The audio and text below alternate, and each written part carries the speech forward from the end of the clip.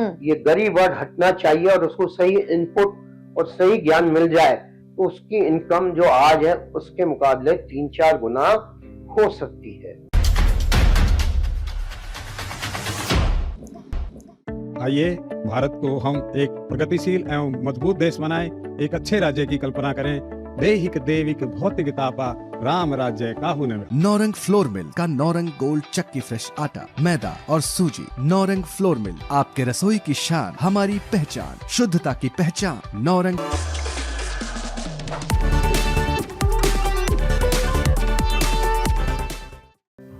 इस वीडियो में आज जिस शख्सियत से मैं आपका परिचय और रूबरू कराने वाली हूँ, उन्हें किसी परिचय का मोहताज नहीं है।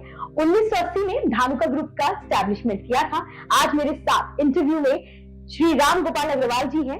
1980 से लेकर 2024 यानी कम से कम 35 सालों का जो उनका धानुका ग्रुप है, वो एक पेस्टिसाइड्स, हर्बिसाइड्स और एग्रीकल्चर की फील्ड में बहुत ही ज्यादा एक तरीके से अपनी भूमिका अदा कर रहा है। Successful entrepreneur businessman. सर, बहुत बहुत स्वागत है आपका न्यूज 81 के शख्सियत प्रोग्राम में। सबसे पहले एक छोटा सा सवाल कि 1980 में आपने जब ये ग्रुप स्टैब्लिश किया था, क्योंकि आप ही फाउंडर थे, क्या दिमाग में आया था, क्या एक विजन था आपका इस ग्रुप को आगे बढ़ाने का? सर, ये कंपनी तो हमने 1980 में शुरू की जी, लेकिन मैंने 1968 में Shri Ram college of commerce से ग्रेजुएशन किया था। और उस समय देश में हमारे खाने की बड़ी समस्या थी और PL 480 में हमें अमेरिका से गेहूं भीख में मांगकर खाना पड़ता था। हमारा 100 साल से खानदानी काम कपड़े का रहा और मैंने अपने पिताजी से कहा कि मैं कपड़े का काम नहीं करूंगा, मैं देश में फूड सिक्योरिटी के लिए काम करूंगा। मेरा एक्सपीरियंस 68 से लेके 80 तक किसानों को बीच में फर्टिलाइजर, खाद का कैसे इस्तेमाल करना, पेस्टिसाइड का कैसे इस्तेमाल करना जी, और दूसरी कंपनियों के लिए मैं इन सब चीजों की मार्केटिंग करता रहा। तो 1980 में आते आते ये ख्याल आया क्यों नहीं अब औरों पे काम करने के लिए हम अपनी कंपनी शुरू करें। तो 1980 में धानुका ग्रुप की हमने शुरुआत की ताकि किसानों को हम अच्छी क्वालिटी के कीटनाशक दे सकें। और जो आज उनकी पैदावार काफी कम है, अगर हम चाइना से कंपेयर करें तो प्रति हेक्टर हमारी पैदावार करीबन इनकम 1/3 है और जिसमें बढ़ाने की बहुत गुंजाइश है, उसके लिए हम लोग काम कर रहे हैं। क्योंकि सर आपने उस दौर में इस अच्छे विजन के साथ में इस कंपनी का एस्टैब्लिश किया था, तो उस समय किसानों की क्या कुछ समस्याएं थी और आज कितना हल कर पाई है आपके थ्रू, आपके द्वारा देश के अन्नदाताओं को क्या कुछ मदद मुहैया हो पाई है? सर देखिए, आज हमारा देश बहुत बड़ा है जी, जिसमें 14 करोड़ किसान 6.5 लाख गांवों में रहते हैं। तो वहां तक पहुंचना तो किसी के लिए भी संभव नहीं है। हम करीबन 1 करोड़ किसानों तक पहुंच पाए हैं और उनको हम नई तकनीक, नई टेक्नोलॉजी के बारे में ट्रेनिंग देकर उनकी पैदावार बढ़ाने में हमने बहुत अच्छा काम किया। अभी पंजाब राव देशमुख कृषि विद्यापीठ अकोला के साथ हमारे डेमोन्स्ट्रेशन थे और उसमें ग्राउंड नट के अंदर करीबन 70% की पैदावार बढ़ी और सोयाबीन में 20% तक की पैदावार बढ़ी। तो ये ज्वाइंट डेमोन्स्ट्रेशन था, यूनिवर्सिटी के अंदर था। यूनिवर्सिटी के वैज्ञानिकों ने और हमारे वैज्ञानिकों ने मिलकर काम किया और ये प्रूव किया कि नई तकनीक का उत्पादन बढ़ाने में बहुत बड़ा रोल है। इतने सालों में सर बिजनेस में काफी कुछ अप डाउन देखे होंगे, क्योंकि आपने खुद ये एस्टेब्लिश करी है। कई बार क्या होता है, लोगों की लेगेसी होती है, लोग उसे फॉलो करते हैं फैमिली बिजनेस को, लेकिन आपने ही इसका जो है एक तरीके से बीज डाला है, इस बिजनेस को डेवलप करा है। क्या कुछ मुश्किलें आई, क्या कुछ कठिनाइयां आई इस बिजनेस को आगे बढ़ाने में? 1980 में जी हमने 6 unit northern minerals private limited Gurgaon में उसका अधिग्रहण किया। ये कंपनी 1960 में लगी थी जी, और उस समय पेस्टिसाइड की जस्ट शुरुआत हुई थी। देश में पहला pesticide imperial chemical industries England के थ्रू गैमेक्सिन लॉन्च किया गया था वो इस फैक्ट्री में बनता था। धीरे धीरे जो इंडिया में कंपनी के लिए गैमेक्सन बनाते थे उन्होंने अपने कोई एफर्ट्स नहीं किए, तो ये फैक्ट्री एक किस्म से सिक हो गई, बंद हो गई। जब हमने इस कंपनी को टेक ओवर तो कर लिया, लेकिन उस समय फैक्ट्री चलाने के लिए पैसे की आवश्यकता थी और पैसे की आवश्यकता के लिए हमने बहुत सारे बैंकों को अप्रोच किया। इस कंपनी के उस समय शेयर कैपिटल 3 लाख रुपए थी और करीबन 2,70,000 रुपए का लॉस था। तो बैलेंस शीट में सिर्फ वैल्यू 30,000 रुपए बनती थी, जबकि उसके एसेट्स थे। उसके बेसिस पर कोई बैंक भी हमें फाइनेंस देने को तैयार नहीं हुआ। एज ए एंटरप्रेन्योर फिर मेरे पास कोई रास्ता नहीं था। मैंने प्राइवेट सेक्टर से हायर रेट पर इंटरेस्ट पे पैसा लिया और पैसा लेके कंपनी को चलाया। तो कंपनी को चला के हायर इंटरेस्ट पे प्रॉफिट तो कम हुआ, लेकिन धीरे धीरे मेरी बैलेंस शीट की हालत सुधरती गई और उसके बाद फिर मेरे को बैंकों से भी पैसा मिलना आरंभ हो गया। और जैसे जैसे हमारी तरक्की हुई और हमारी बैलेंस शीट स्ट्रांग होती गई, वैसे वैसे मैं बैंकों से फुल सपोर्ट मिलनी शुरू हो गई।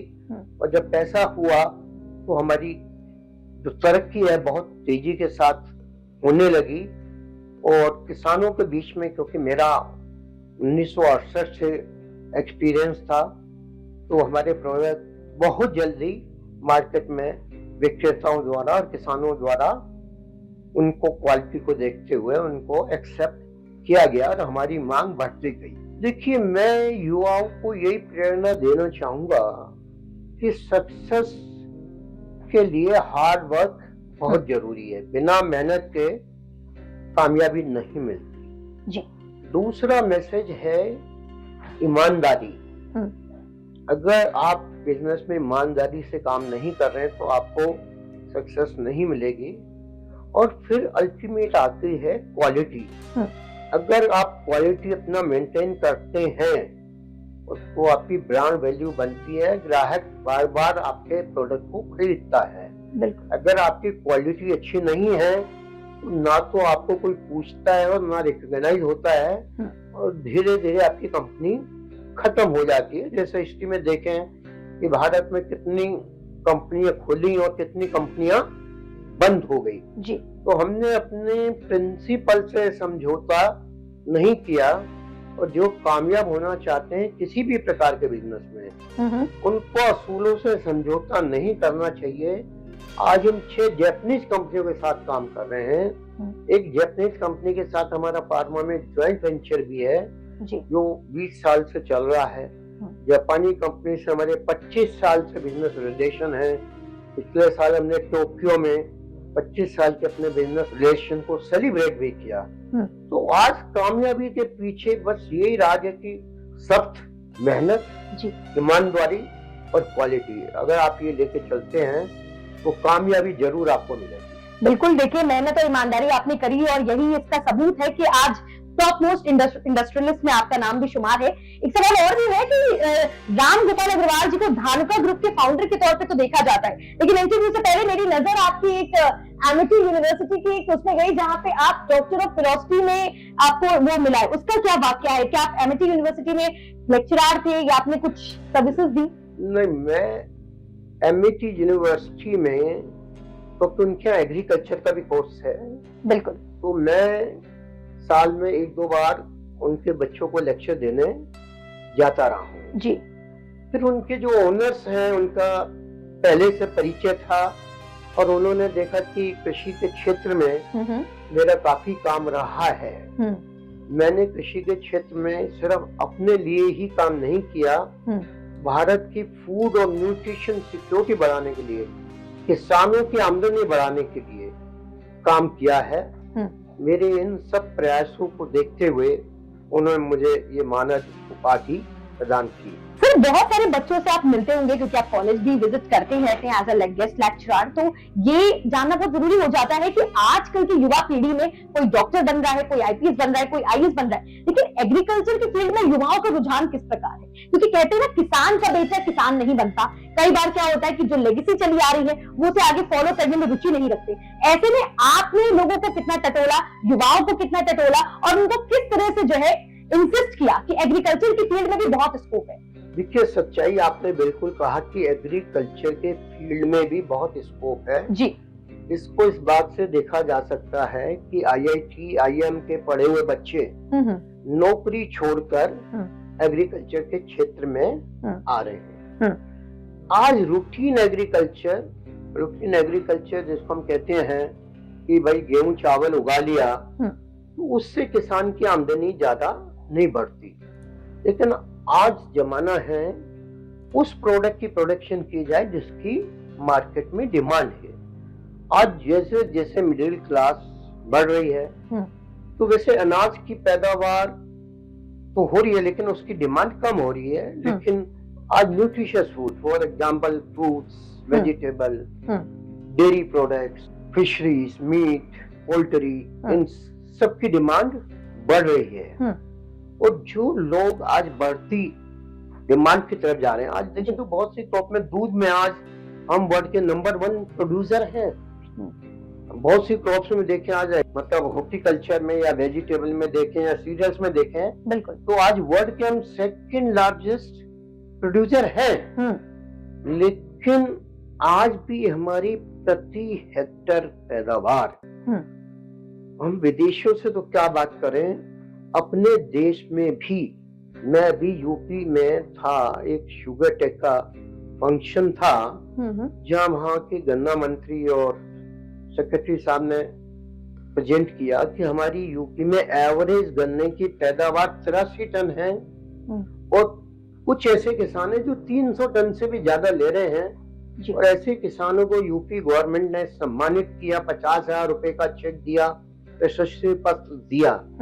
तो आज ये प्रश्न है कि हम बाहर के देशों की बात नहीं करते, लेकिन अपने देश में ही एक किसान से दूसरे किसान की पैदावार में इतना अंतर है। और इसके अंतर के पीछे मुख्यतः 3 कारण हैं जी। नंबर 1, हमारे किसान पढ़े लिखे नहीं होने की वजह से वो आज के नई तकनीक के बारे में ज्यादा जानकारी नहीं रखते। और जो आज हमारा प्रेजेंट एक्सटेंशन का सिस्टम है वो इतना कामयाब नहीं है जी कि वो हमारे 14 करोड़ किसानों तक पहुंच सके। तो सबसे बड़ा कारण है किसानों के पास ज्ञान नहीं। जी सर, जैसा कि आपने भी बोला कि lack of education and lack of awareness दोनों ही 2 बड़े फैक्टर हैं, मेजर फैक्टर हैं जो किसानों के पास नहीं है। उन्हें ये तो पता है कि इंसेक्टिसाइड्स, हर्बिसाइड्स यूज कैसे करना, लेकिन कौन सी तकनीक से फसल को कितना ज्यादा अच्छा बना सकते हैं, वेल्दी बन सकता है, हेल्दी बन सकता है लोगों के लिए, इसकी नॉलेज नहीं। इसके लिए क्या अवेयरनेस प्रोग्राम्स आपकी तरफ से या आपकी ग्रुप या कंपनी की तरफ से किसानों के लिए कभी किया गया? बहुत से प्रोग्राम हम चला रहे हैं जी। जो मैंने पहली बात शुरू की थी उसको 2 पॉइंट और कह के पूरी करना चाहूंगा। बिल्कुल। कि दूसरा किसानों की समस्या है, उसको अपनी प्रोड्यूस का राइट प्राइस नहीं मिलता। आज उसका सबसे बड़ा कारण है कि हमने किसानों को जंजीरों में जकड़ रखा है। आज किसानों को की मजबूरी के अपनी एपीएमसी में माल बेचना है, आप बाहर जाके माल नहीं बेच सकते। पहले सरकार ने 3 कानून बनाए थे, इसके हिसाब से किसानों को फ्रीडम थी कि वो अपने खेत पर ही एडवांस में अपनी फसल को बेच सकता था। तो उसमें उसको बेटर प्राइस मिलने का, या मार्केट में जो प्राइस ऊपर नीचे होते हैं उसके नुकसान से वो बच सकता था। लेकिन कुछ किसानों के प्रेशर की वजह से सरकार को कानून वापस लेने पड़े। आज स्टेट गवर्नमेंट ऐसे कानून बना सकती है जहाँ किसान को फ्रीडम हो कि अपनी प्रोड्यूस को जहाँ उसको बेस्ट प्राइस मिले वहाँ वो बेच सके। कि किसान के हित के जो कानून है, उसको जो नकली कीटनाशक दे रहे हैं उसकी जान से खिलवाड़ करते हैं। पीछे हजारों लाखों किसानों ने आत्महत्या कर ली क्योंकि उनकी फसल फेल हो गई, और उसके पीछे ये कारण है। लेकिन मुझे समझ नहीं आता कि इतनी आत्महत्याओं के बाद भी हम या हमारी सरकार या हम लोग चुप है, जितनी तेजी से हमें कार्रवाई करनी चाहिए इनके खिलाफ वो नहीं हो पा रही है। और आज आवश्यकता है कि आज जो समस्याएं हैं किसानों की उनको दूर किया जाए। किसान के साथ जब हम बात करते हैं तो कहते हैं गरीब किसान, ये गरीब वर्ड हटना चाहिए और उसको सही इनपुट और सही ज्ञान मिल जाए तो उसकी इनकम जो आज है उसके मुकाबले 3-4 गुना हो सकती है। हेल्दी खाने के लिए खुद किसानी की तरफ बढ़ रहे हैं, अपना एक पहला कदम बढ़ा रहे हैं, क्योंकि युवाओं में ये जो है टर्म बहुत प्रचलित है। ऑर्गेनिक खेती, सेलिब्रिटीज से लेके हर एक आम आदमी भी जो है ऑर्गेनिक खेती की तरफ अपना जो है रुझान रखता है। ये आपने बड़ा ऐसा प्रश्न पूछा है जी कि आज लोगों को जानकारी नहीं है, ज्ञान नहीं है। बिल्कुल। मैं आपके सामने 2 टमाटर रख देता हूँ, एक ऑर्गेनिक है, एक नॉन ऑर्गेनिक है जी। दोनों खा के आप बता सकते हैं कि किसमें क्या फर्क है। ये आज एक कभी फैशन सा चलता है जी। आज एक ऑर्गेनिक का फैशन चल गया।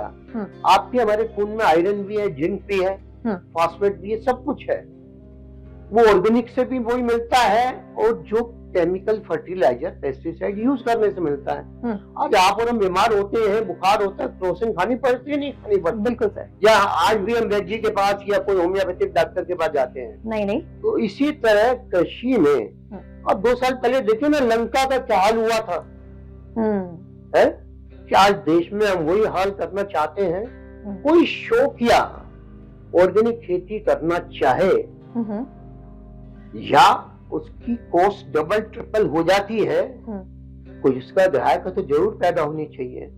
लेकिन आज ऑर्गेनिक खेती में भी मैं आपको बताना चाहूंगा कि ऑर्गेनिक के नाम पे जो ऑर्गेनिक पेस्टिसाइड मार्केट में बिक रहे हैं उसमें से 90% केमिकल पेस्टिसाइड। तो मेरे हिसाब से ऑर्गेनिक एक फैशन है, दिखावा है। आज जो हमारी 145-50 करोड़ की आबादी है जो हर साल बढ़ रही है, इसकी अगर हमको खाने की आवश्यकता को पूरा करना है तो उसका आंसर ऑर्गेनिक नहीं है।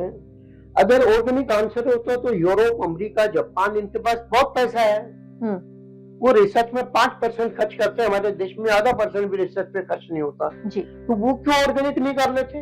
आज अगर ऑर्गेनिक इतना ही संभव है तो वो पैसे वाले देश क्यों नहीं करते ऑर्गेनिक? हमसे क्यों चाहते हैं कि हम ऑर्गेनिक करें? तो मुझे तो लगता है कि जैसे हमारे प्रधानमंत्री भी कहते हैं, कुछ ऐसी ताकतें हैं जो हमारी देश की तरक्की को पसंद नहीं करती, किसी तरीके से रोकना चाहती है जी। मुझे लगता है कि कुछ ऐसे लोग हैं जो गलत प्रकार का प्रचार कर रहे हैं, शायद उनको बाहर से पैसा मिल रहा है या क्या है, इसके बारे में मैं कोई कमेंट सही नहीं कर सकता। लेकिन कुछ लोग जो भारत की तरक्की हो रही है और ये पूरी शताब्दी भारत की और इस पीरियड में हमारे देश की यंगेस्ट पॉपुलेशन, एजुकेटेड पॉपुलेशन विश्व की भारत में है। और आज ये पूरी सेंचुरी में हम भारत इतनी तेजी से तरक्की करेगा कि जो 2047 का विजन है कि विश्व की इकोनॉमी बनने का हमारा जो सपना है, विश्व गुरु बनने का सपना है। आज अगर अमेरिका में हर तीसरा साइंटिस्ट डॉक्टर हिंदुस्तानी है, अगर वो अमेरिका में जाके काम कर सकता है तो अपने देश के लिए भी काम कर सकता है। और आज जिस प्रकार से हमारे देश में तरक्की हो रही है, कृषि के क्षेत्र में उस प्रकार की तरक्की नहीं हुई। अगर सरकार इस क्षेत्र में जो रोड ब्लॉक्स हैं अगर उनको जल्द से जल्द हटाए तो कोई कारण नहीं है कि हमारे किसान की आमदनी या पैदावार, इनकम उसकी आज के मुकाबले 3 गुना नहीं हो सकती। सर, क्योंकि अभी बजट जो है पास हुआ है 2024 का, तो अब हर साल बजट आता है, उसमें कुछ ना कुछ जो है कुछ फायदे के पॉइंट्स होते हैं, कुछ नुकसान के होते हैं। आप इतनी बड़ी इंडस्ट्रीज रन कर रहे हैं, तो आज इस बार का जो बजट है उससे आप कितनी उम्मीदें लगाए बैठे थे और क्या कुछ ये बजट आपके पैमाने पर जो है सही साबित हुआ? इस बजट में इंटरिम बजट था तो बहुत सारी कोई चेंज नहीं है जी। जो पुराना बजट था उसी हिसाब से करीबन रखा गया। जो सैलरी वाले लोग हैं उनको उम्मीद थी कि इनकम टैक्स में कुछ उनको रिलीफ मिलेगा, लेकिन वो नहीं हो पाया, नहीं मिला। आज कृषि के क्षेत्र में हम उम्मीद कर रहे थे कि आज ड्रोन जैसी टेक्नोलॉजी, नए पेस्टिसाइड जैसी टेक्नोलॉजी और दूसरी टेक्नोलॉजी, उसके ऊपर 18% GST लगता है। ये कोई लग्जरी की आइटम नहीं है। एक तरफ हमारी सरकार फर्टिलाइजर के ऊपर 2.5 लाख करोड़ की सब्सिडी दे रही है केमिकल फर्टिलाइजर पर, और उसके ऊपर 5% टैक्स है। लेकिन इधर ड्रोन और पेस्टिसाइड और दूसरे इम्प्लीमेंट्स जो टेक्नोलॉजी है, नई टेक्नोलॉजी, उसके ऊपर 18% जीएसटी है। तो हम उम्मीद कर रहे थे कि जो बड़ी बड़ी स्कीमें आती है सरकार की, उसको फायदा आम किसान को नहीं मिलता, बड़े किसान ले जाते हैं, जबकि देश में 85% मार्जिनल फार्मर्स है जिनकी खेती की जोत 1 हेक्टेयर से भी कम है। तो बड़ी स्कीमों का फायदा उनको नहीं मिलता। अगर ये टैक्स हटाए जाते हैं तो इसका फायदा हर आम किसान को मिलेगा। तो सरकार से मेरा सजेशन होगा, कृषि के क्षेत्र में सरकार बहुत सपोर्ट कर रही है, लेकिन उस सपोर्ट करने के तरीके को थोड़ा सा दोबारा रिव्यू करना पड़ेगा, ताकि उसका फायदा हर किसान को मिले, हर आदमी को मिले। आज हमारा मार्केटिंग सिस्टम है कि टमाटर का भाव 100 रुपए किलो, लेकिन फार्मर को 20 रुपए किलो भी नहीं मिलता। तो ये कोई मार्केटिंग सिस्टम नहीं है। जो हम फोर्क टू फार्म बात कर रहे हैं, कुछ ऐसा मार्केटिंग सिस्टम होना चाहिए जो बिचौलिए बहुत ज्यादा है वो कम हो, और किसानों से डायरेक्ट हम कंज्यूमर तक कैसे कम से कम मिडिल मैन के जरिए माल पहुंचा सकें। अगर ऐसा होता है तो कंज्यूमर को हेल्दी फूड मिलेगा। अगर आज 100 रुपए किलो टमाटर है तो मेरी कैपेसिटी आधा किलो खरीदने की है, लेकिन अगर वही टमाटर मुझे 30-40 रुपए किलो मिलता है तो मैं 1 किलो खरीद सकता हूँ और अपने बच्चों को ज्यादा न्यूट्रिशियस फूड दे सकता हूँ। बिल्कुल सर। तो आज इस बारे में, इन पॉलिसीज के बारे में सोचने की जरूरत है। किसान को भी सही प्राइस मिले और देश के नागरिकों को भी न्यूट्रिशियस फूड वो अफोर्ड कर सके। और अब एक आखिरी सवाल, क्योंकि राम मंदिर में राम लला आ चुके हैं 500 साल के जो है इतने लंबे इंतजार के बाद, आप राम गोपाल अग्रवाल जी इसको किस तरीके से देखते हैं, एक भक्ति भाव के तरीके से अपने दर्शकों को क्या कहना चाहेंगे? अरे ये तो पल ऐसा था, मेरा सौभाग्य है कि मैं भी 22 जनवरी को जो उत्सव हुआ, जब रामलला का विराजमान हुआ, तो मैं भी वहां 8000 गेस्ट में मुझे भी सौभाग्य मिला कि मैं भी उसमें एक था। जब रामलला के दर्शन हुए इतने सालों के बाद भव्य मंदिर में, तो आज जो हमारी एक कल्चर है, राम मंदिर एक कोई मंदिर या चीज नहीं है, हमारी संस्कृति है। हम राजस्थान से आते हैं, वो एक दूसरे से मिलते हैं तो कहते हैं राम राम सा, राम राम भाया। जी जी। तो ये हमारे दिल के अंदर उतर चुके हैं राम। इसको हमसे, हमारी भावना से कोई अलग नहीं हो सकता। और इतने सालों के बाद, और ये राम मंदिर बनाने के लिए जो आचार्य श्री राम भद्राचार्य जी महाराज ने जो सबूत कोर्ट में पेश करे, वो बचपन से, शुरू से, उनके चक्षु नहीं है, आंख नहीं है, लेकिन उन्होंने 300 ग्रंथ लिखे और जो प्रूफ उन्होंने दिए कि राम मंदिर ये सामान आपको मिलेगा, जब खुदाई हुई तो वो सामान जैसा उन्होंने बताया वैसा मिला। उसके बाद जो 5 जजों की बेंच थी, उसमें एक मुस्लिम जज भी थे, तो उन्होंने भी हाथ जोड़ दिए, महाराज आपके अंदर कुछ रूहानी ताकत है, रूहानी शख्सियत है, जो आपने बिना देखे भी ये सब बातें हमको बता दी। तो आज राम मंदिर बनने से मैं तो समझता हूँ कि हर हिंदुस्तानी की प्रशंसा की, खुशी की एक अंदर जो भावना है, वो ऐसी भावना थी कि मैं अभिव्यक्त नहीं कर सकता, जो खुशी थी। और आज हमने अपने सभी प्रतिष्ठानों में उस दिन 22 तारीख को उत्सव मनाया, खुशी मनाई कि जैसे हमारे घर में कोई बालक नया जन्म लेता है। तो ऐसी भावना के साथ 22 जनवरी को मुझे खुद शामिल होने का मौका मिला, और हमारे सभी देश के, हमारे परिवार के, हमारे सभी संस्थानों ने इसको उत्सव के रूप में मनाया। और मैं समझता हूँ कि आने वाले समय में हिस्ट्री के अंदर ये 22 जनवरी की डेट, एक जैसे हम 26 जनवरी और 15 अगस्त का सेलिब्रेशन करते हैं, तो उसी तरह हिस्ट्री में ये 22 जनवरी की डेट एक नया अध्याय लिखने वाली है। बहुत बहुत शुक्रिया सर हमारे साथ जुड़ने के लिए और न्यूज़ 81 की शख्सियत में अपना इंटरव्यू देने के लिए। तो राम गोपाल अग्रवाल जी धानुका ग्रुप डायरेक्टर हैं और फाउंडर भी हैं। और आपको मैं बता दूं कि इतने सालों में इन्होंने अपनी मेहनत और अपनी लगन और अपनी काबिलियत से इस कंपनी को सींचा है। इसी के साथ वीडियो का अंत करती हूँ। न्यूज़ 81 की शख्सियत में आगे भी ऐसे वीडियो आते रहेंगे और आप तक हम पहुंचाते रहेंगे। फिलहाल अभी के लिए दे इजाजत, अपना रखिए ख्याल। नमस्कार। नमस्कार, धन्यवाद। Thank you.